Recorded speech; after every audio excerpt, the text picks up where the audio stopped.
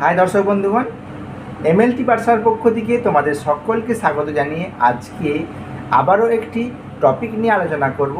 আজকের টপিকটি হলো ব্লাডের যে কম্পোনেন্টগুলি আছে সেই কম্পোনেন্টগুলি নিয়ে বিস্তারিতভাবে আলোচনা করব। কোন কম্পোনেন্টটি কত পরিমাণ থাকে এবং তার প্রত্যেকটির কাজ নিয়ে আজকের ভিডিওটি আলোচনা করব। তাই দর্শক বন্ধুগণ, ভিডিওটি অবশ্যই প্রথম থেকে শেষ পর্যন্ত দেখো, যাতে করে তোমাদের এই ব্লাড সংক্রান্ত যে সমস্ত কনফিউশন আছে সেগুলো ক্লিয়ার হয়। ব্লাডটা কি? ব্লাড হলো কানেকটিভ টিস্যু, যেটার মধ্যে কী থাকে, এটার মধ্যে থাকে সেল কম্পোনেন্ট এবং সেই সাথে থাকে লিকুইড অর্থাৎ প্লাজমা কম্পোনেন্ট। ওকে, সেল হচ্ছে থাকে কত? সেল থাকে 45% এবং প্লাজমা থাকে 55%। এরপরে আমরা জানবো যে প্লাজমার মধ্যে যে লিকুইড কম্পাউন্ডগুলি থাকে সেইগুলি কি করে, বিভিন্ন রকম transporting nutrition, hormone, waste product ইত্যাদি কী করে এই লিকুইড সাবস্টেন্সের মাধ্যমে এটা হচ্ছে পরিবাহিত হয়। আগেই বললাম 55% অফ টোটাল ভলিউম হচ্ছে এই প্লাজমা ব্লাডের মধ্যে পাওয়া যায়। অন্যদিকে আমরা যদি সেল দেখি, সেলটা হচ্ছে এক ধরনের হচ্ছে সেলুলার কম্পোনেন্ট, যেটা হচ্ছে সাসপেন্ডেড, যেটা লিকুইডটাকে সেন্ট্রিফিউজ করলে যেটা নিচে সেটেল ডাউন হয়ে যায় সেটা হচ্ছে সেল, সেটা হচ্ছে 45% থাকে। এরপরে আমরা দেখব যে প্লাজমার যে কম্পাউন্ড অর্থাৎ প্লাজমার মধ্যে কি কি উপাদান থাকে।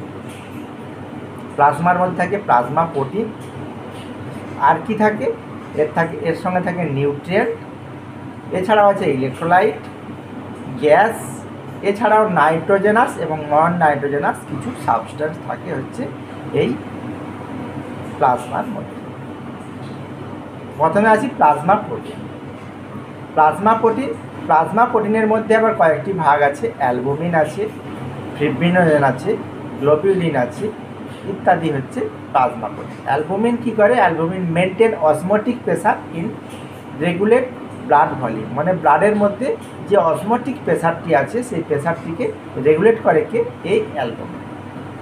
ফিব্রিনোজেন কী করে? ফিব্রিনোজেন হচ্ছে এসেন্সিয়াল কম্পোনেন্ট, যেটা হচ্ছে ব্লাড ক্লটিংয়ে সাহায্য করে।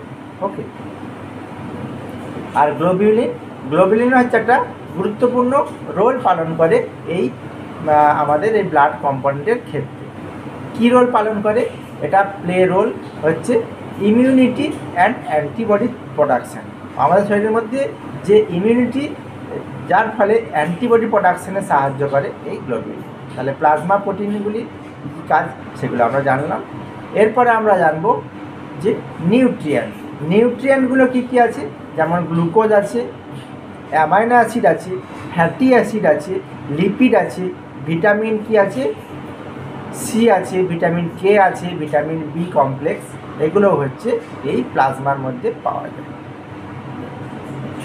এরপরে আসি ইলেকট্রোলাইট হচ্ছে কী কী পাওয়া যায়?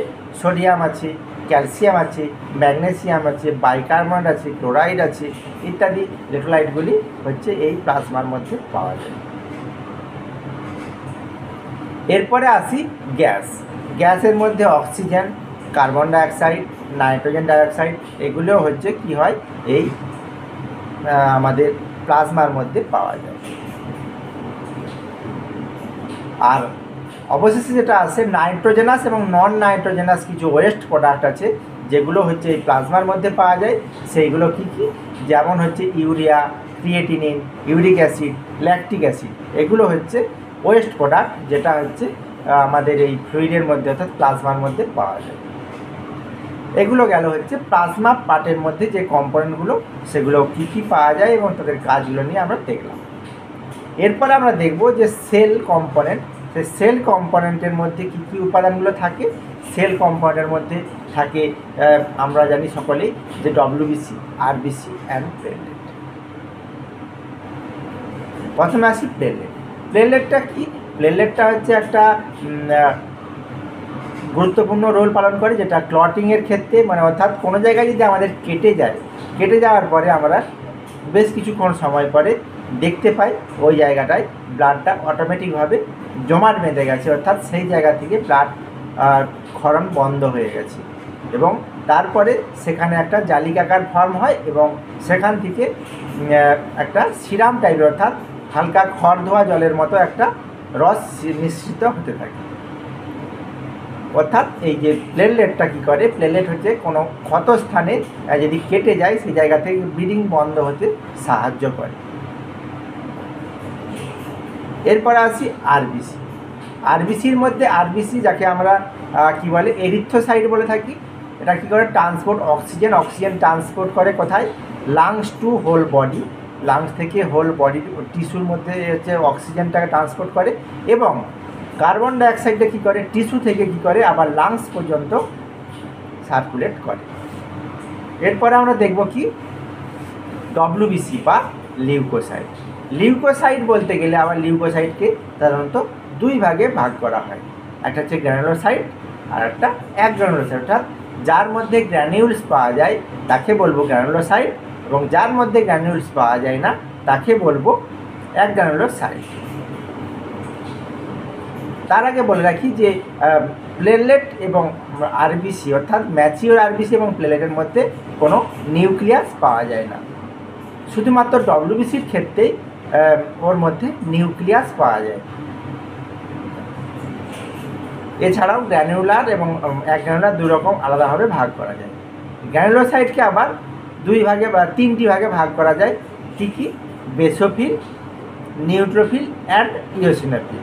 এবং অ্যাগ্রানুলোসাইটকে আবার দুটি ভাগে ভাগ করা যায়, মনোসাইট এবং লিম্ফোসাইট। এবং সেই ডব্লিউবিসির আলাদা আলাদা কাজের জন্য তাকে আলাদা আলাদা সেপারেটভাবে ভাগ করা হয়।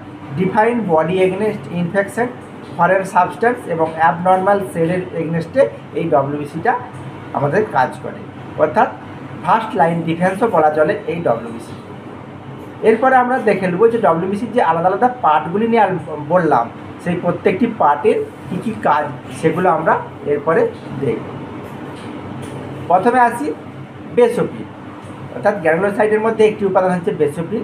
বেসোফিল হচ্ছে রিলিজ হিস্টামিন, এটা হচ্ছে হিস্টামিন রিলিজ করে during inflammatory and allergic response, অর্থাৎ ইনফ্লামেটারি এবং অ্যালার্জিক রেসপন্সের সময় হিস্টামিন প্রোডাকশন করে। আর কি আছে, এরপরে আসছে neutrophil. Neutrophil first response to infection, অর্থাৎ কোনো জায়গায় যদি কোনো ইনফেকশন হয় প্রথম রেসপন্সটা করে কে এই নিউট্রোফিল ভায়া ফ্যাগোসাইটোসিস, অর্থাৎ ওই ফরেন সাবস্টেন্সটাকে প্রথমে মেরে ফেলার চেষ্টা করে এই নিউট্রোফিল। এরপরে গ্র্যানুলোসাইটের যে আরেকটি লাস্ট উপাদান আছে সেটা হচ্ছে ইওসিনোফিল। ইওসিনোফিলটা হচ্ছে কী করে, এটা হচ্ছে কমব্যাট প্যারাসাইট ইনফেকশন, অর্থাৎ আমাদের শরীরের মধ্যে যদি কোনো প্যারাসাইট ইনফেকশন হয় সেই প্যারাসাইট ইনফেকশানে এটা প্রতিহত করতে সাহায্য করে। আর কি করে, are involve the allergic reaction, অর্থাৎ প্যারাসাইট ইনফেকশান এবং অ্যালার্জিক রিয়াকশানে এই ইওসিনোফিলটা গুরুত্বপূর্ণ ভূমিকা পালন করে। এরপরে আসি অ্যাগ্রানুলোসাইটের মধ্যে যে উপাদান দুটি রয়েছে অ্যাগ্রানুলোসাইটের মধ্যে, সেটা হচ্ছে মনোসাইট এবং লিম্ফোসাইট। এরপরে তাহলে মনোসাইটের কাজ কি, monocyte differentiate to macrophage which